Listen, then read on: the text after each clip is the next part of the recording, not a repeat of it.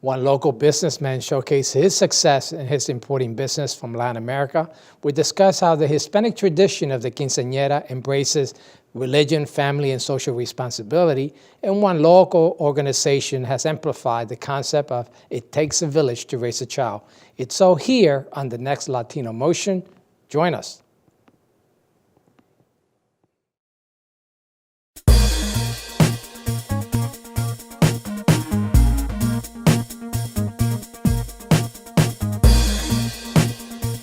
Choose quality, value, distinction. Choose Stockton.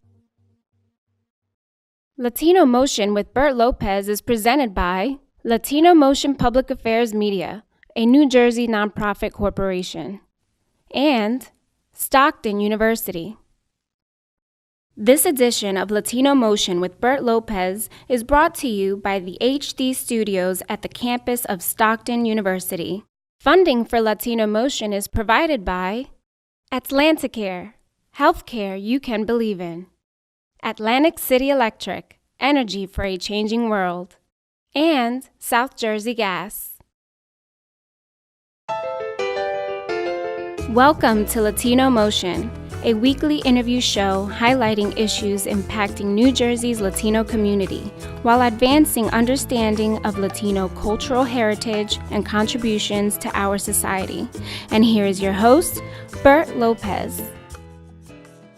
Buenos dias and welcome to Latino Motion. According to studies at the University of Illinois, the Hispanic food and beverage market is growing significantly and represents an important economic trend in the United States. One local businessman who is ahead of this curve is Paul Tonacci, who is here to discuss his success as an importer right here in New Jersey. Paul, welcome to Latino Motion. Thank you for having me. Now, Paul, I know that you've been around the area for some time. You also used to run a restaurant out in Atlantic City, but now you're into the import business. Tell me a little bit of how you got started. What's your story? Well, I've always loved wine. I grew up with a family that had wine around all the time. And so I had a big part in me deciding to make a career in this. So even before I opened up the restaurant, I was working as a wine wholesaler, got in the marketplace, was selling all over New Jersey, moved to open up the restaurant. And then when I moved on from that, I decided to get into wine importing. So an entirely different segment of the industry that I wasn't really familiar with, but always was curious about.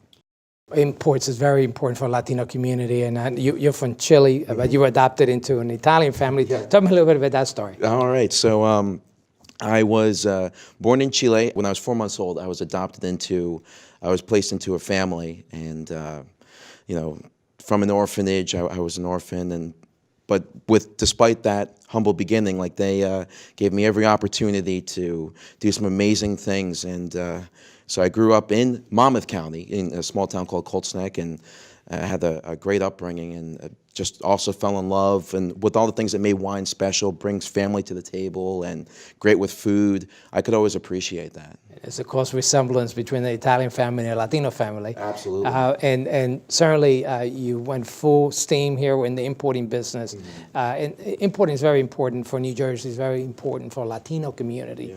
And there's a lot of reasons for that, isn't there? Oh yeah, absolutely. I mean, just in my short time working for this company, I've discovered so many different producers in all parts of the Latin world that would love to have their stuff imported into the U.S. It's very difficult nowadays for a producer to find an importer to bring their stuff in. And so once they get word, I don't even know how they discover my name, but they do, and I get solicitations from all these different producers, whether it's tequila or whether it's wine from all parts of South America, and even some Central American countries produce like fruit wines. They get a hold of me, and they're relentless. They want to get into the U.S. market. So I feel that I'm very lucky to have the ability to curate a portfolio that does reflect the Latin community, and I can really, really have fun with the type of stuff that I can import. You are in the South America. You import wines from Chile, correct? Yes.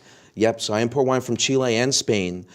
Chile, obviously, I have a special connection with, just because, in fact, one of the producers is about 15 minutes away from the orphanage where I was from. Wow. My family is there right now. They're visiting the winery and where I was for the first 4 months of my life. Now, in the Latino community here in New Jersey and around the country, imports is important. You know, a lot of the products, I know I eat my special beans and certainly there's the spices that come from Latin America. So there's a lot of important that takes place and people may not realize it. And obviously the purchasing power just of the Latino community is very important. Massive. It's massive. I mean, I've, in short order, discovered what it means to be able to connect with this community because they might not have even known how many different producers there are out there. And so as I expand my distribution from New Jersey, where our warehouse is in Vineland, we have stuff now all the way to the West Coast. And so the West Coast, obviously a very vibrant community as we discover with the distribution we're getting in California, Washington, Oregon, Nevada, Utah, Texas, Arizona. And so just with this deal that was brokered last year, I mean, it's really, really put everything in focus and how special this opportunity to work for this company is. And I know you're part of a big company now, but certainly even the little person can do importing, and there are quite a number of rules. Tell me a little bit, how complicated is it? Well, I mean, that's there, for the scope of this show, there's not enough time to get into what it would take just bring in one sample of a wine into the U.S. I mean, liquor sales are heavily regulated. And so for any company, there's a lot of filing you have to go do with various federal governments, and that's before you even talk about state. So for instance, in New Jersey, it's actually a little bit challenging to go bring stuff into New Jersey because there's certain laws that prevent me receiving samples. So I have to go actually in other states, have stuff arrive there, and then ship it into New Jersey. So there's a logistical thing too, and I have to work with specialty companies that do such things as, you know, get these samples from these producers, have them shipped to a state like Pennsylvania, and then come into New Jersey. So it's... You make a good point because also it depends on what you're importing. Obviously, yes. Wine and liquor has a lot of rules and regulations. There are other things that you could import that may perhaps don't have the same amount of regulation. Mm-hmm. But it's always good to investigate and find out what you can do, what the rules are for importing those goods. Yeah, and my best advice, as I discovered, was find someone that does it regularly. Find someone that can tell you and walk you through the whole process because, I mean, quite frankly, there's some great stuff on the internet, but if you have someone that operates in the state in which you work, then they could tell you what things to do, what things to avoid, people to reach out to in various governing bodies. And I had a great contact that was showing me the ropes with this, so now, very helpful. We only got 30 seconds here, but the shirt, it makes you a wine judge. Yes. Yeah. What's the main important thing about selecting a good wine? Well, the wine has to be balanced. Regardless of where the wine comes from, it has to have fruit, acid, alcohol. If it's a red wine, tannin. So if it's in balance, all these things are in concert with one another, it's a great wine. So I like to say whether it be from Uruguay, New Jersey, California, Chile, balanced wines can be made everywhere. Balanced wine. That's the key. And that's the key.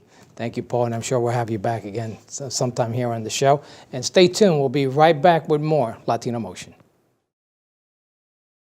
Latino Motion with Bert Lopez is presented by Latino Motion Public Affairs Media, a New Jersey nonprofit corporation. Join us online at www.latinomotion.tv. Find us on YouTube, Facebook, and Twitter. We encourage your comments and contributions for show topics. Welcome back to Latino Motion. A quinceañera is a Hispanic tradition celebrating a young girl's coming of age at her 15th birthday. The celebration embraces religious custom, the virtue of family, and social responsibility. Joining me to discuss this important tradition is Maria Hernandez and Julie Acevedo. Maria and Julie, welcome to Latino Motion. Thank you for having us. Now, I know that you just had a quinceañera not too long ago, and Maria, you're a party planner and you do a lot of quinceañeros. Yes. Why is this tradition so important for the Latino community? It's a very important tradition because it brings family together and to celebrate this very, very special occasion for every girl. Now, you went through a quinceañero. Yes. So you enjoyed it? It was yes. a good time, a good day for you? Yeah, that's where everything begins. That's how I fall in love. Being a party planner, celebrating every little girl's dream and helping them to make it come true. Well, we have a young lady here that just went to a quinceañero not too long ago. You're 17 now, so a couple years ago. Tell me a little bit about your experience in your quinceañero. Well, my quinceañera was a dream come true. Thanks to the Expo organization and Maria, my dream actually really did come true. Do you feel like a little princess Because the dress is actually like the ones you would see in Princess Elena and others. Yes, I felt like a princess that day. Well, and this is, like you said, a girl's dream come true. Every little girl wants to do this, and I'm sure that the family is enthusiastically behind you. I understand your mom cried at yours. Yes, she did. And it's also a thing, an organization to bring family together. That's the whole meaning of having a quinceañera. I've been to a number of quinceañeros, and it's, it's the whole family, right? Los tíos, los abuelos, everybody's there. And in many cases, there's also a religious component. I'm seeing where there's been a mass prior to the quinceañero. Sometimes it's incorporated right within the party. And you see a lot of those variations nowadays. Yes, for the Spanish community, it's very important to have the mass, to take the girl to church, to thank God for having a quinceañera and for having the little princess with them. So for the Hispanic community, that's the basic. That's the most important part to do, is to take them to church. Sometimes you may not have a big party, but they will take you to church and thank God for having you and for being part of their life. Yeah, it's almost, in many cases, these quinceañeros kind of out of reach because it gets pretty expensive, doesn't it? Yeah, sometimes it's even bigger than a wedding. Now, these days, young girls, they want to get it bigger and bigger. And it is pretty much like a wedding, and you have the cake, you have the dance. Walk me through a little bit about what were the elements in your quinceañero. In my quinceañera, it was more about having a surprise dance, being with mom and dad, having a father and daughter dance, also surprising my mother when I had my C-15. It was also to have a good time in general with your friends and family. Yeah, and it's a great event. And I know, Maria, you run an expo for quinceañeros. Tell me a little bit about the expo. We create Expo Quinceañera for all those future girls that are going to turn 15. Sometimes they don't have the idea where to go, how to find the dress, or how to plan their party. So Expo Quinceañera gives them the opportunity to go to this event where they will find all types of business related to this event, and we will help them to make their event a dream come true. You have a designer that also collaborates with you. Tell me Yes. a little bit about his work. Yeah, his name is David Aguilar. He's a designer, and he has a new collection every year. And this year, he's more focused on Princess collection. It's going to be a big surprise for every future quinceañera, and we're very, very excited to see it this future event. Now, the quinceañera is taking place when? It's going to be January 28th at the San Joseph Resort, and we expected to have over 500 guests. St. Joseph Resort is where the old Howard Johnson's. Yes. It's where the same building. Same building. renamed. They just renamed the building, yes. The expo, which is on Saturday, the 28th. What are the hours? The event is going to start at 5 o'clock. 5 to 8, we're going to have a display for all the different business. And we're going to have all the future quinceañeras come in and talk to them and ask us questions, get phone numbers, get all the different information from them. So that way they can help. And then after 8 o'clock, we're going to have a show where we're going to have different crews, performance, and where David Aguilar, he's going to have his showcase to put out there his collection. Now, you're going to do this once a year. Yes, Okay. once a year. Every January, we're going to try to do Expo Quinceañera so every girl knows 1 month and where to look forward. So tell me a little bit about which part of the quinceañera you enjoy the most. My favorite part of it was getting ready to go to the quinceañera and do my surprise dance and see all my family members there. Also, that's how I got my ideas, was also from the expo organization. Oh, okay. So this really helps. It's a lot of work. It sounds like you had to practice a lot for your surprise dance, right? Yes, a lot of practicing. So it's a lot of time and effort, and again, this is certainly worthwhile for all the girls who do this. David is also, we'll put up his information so someone is not able to make the expo, and also your contact information, Yes. because you could help guide families through this whole process and get everyone engaged. Now, the quinceañera is not the only one involved. Who else is involved in putting all this together in the family? Every family member gets involved. It's like, it's not just the dances, the planning of the event. It's just a lot of different sections that they got to do, and the whole family come together and everybody decide what thing they're going to do to help make the event better. So I'm sure your mom went, shh, it's over, right, after it was done. So it's a lot of work for everyone, but it's a very enjoyable time. Look forward to your Quinceañera Expo, and thank you for joining us here on Latino Motion. And please stay tuned. We got more Latino Motion to come. Latino Motion with Bert Lopez is presented by Latino Motion Public Affairs Media, a New Jersey nonprofit corporation. Join us online at www.latinomotion.tv. Find us on YouTube, Facebook, and Twitter. We encourage your comments and contributions for show topics. Welcome back to Latino Motion. The African proverb, "It takes a village to raise a child," is the ideal behind one organization that is making a difference for kids in Atlantic City. Joining me to discuss the work of the AC Exclusive Multicultural Center is LaToya Dunstan.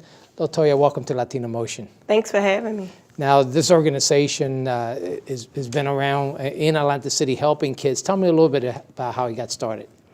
Well, AC Exclusive Drill Team was established in 2008 here, in Atlantic City. And then just recently in July, we opened up the Multicultural Community Center right in Atlantic City on New York Avenue. It's 820 New York Avenue. Yes, So it's not too far from the Powell Building, a few blocks away from the Powell Building.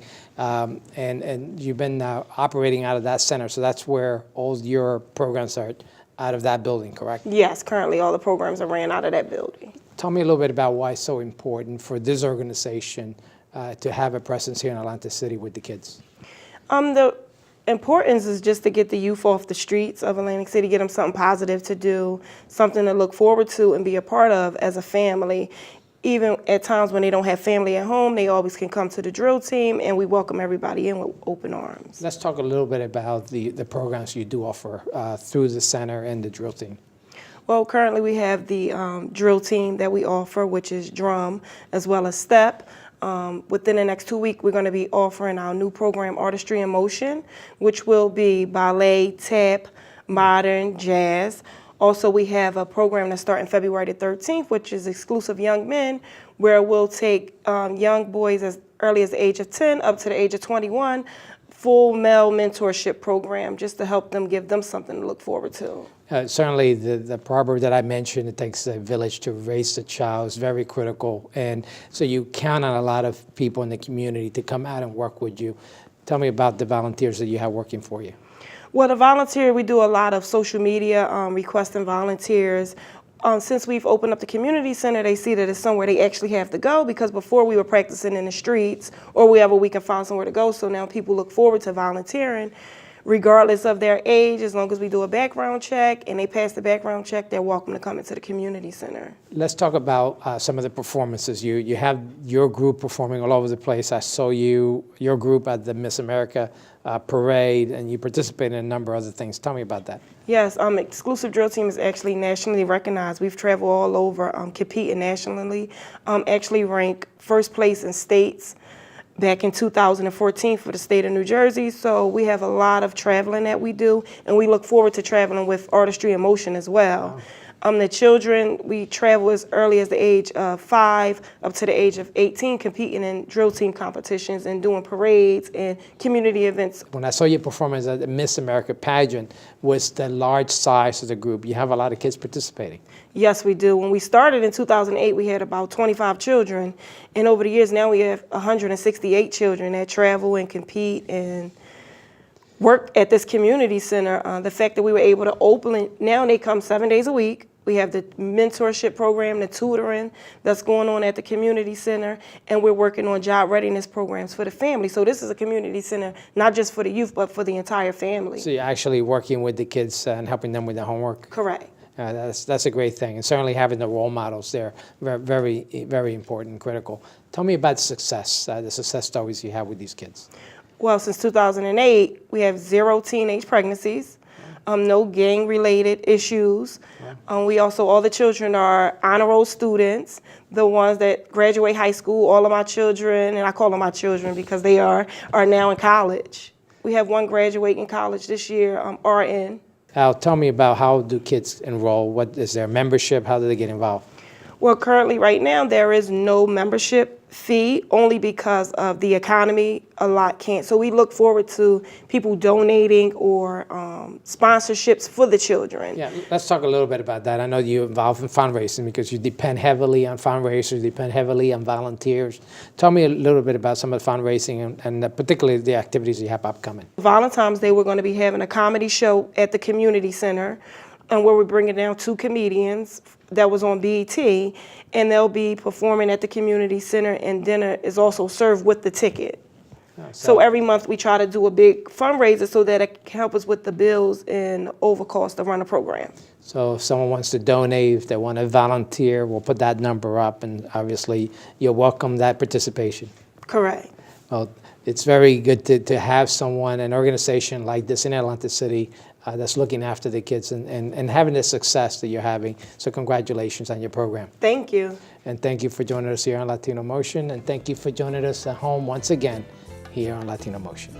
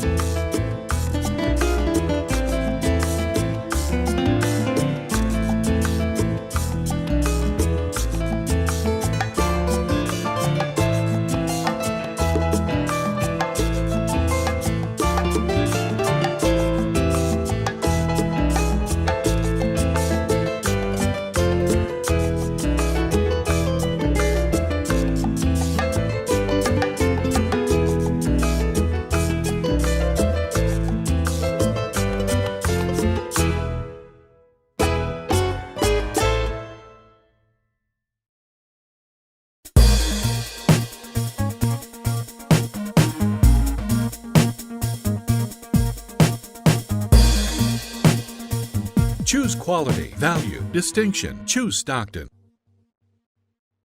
Funding for Latino Motion is provided by Atlanticare, healthcare you can believe in. Atlantic City Electric, energy for a changing world. And South Jersey Gas.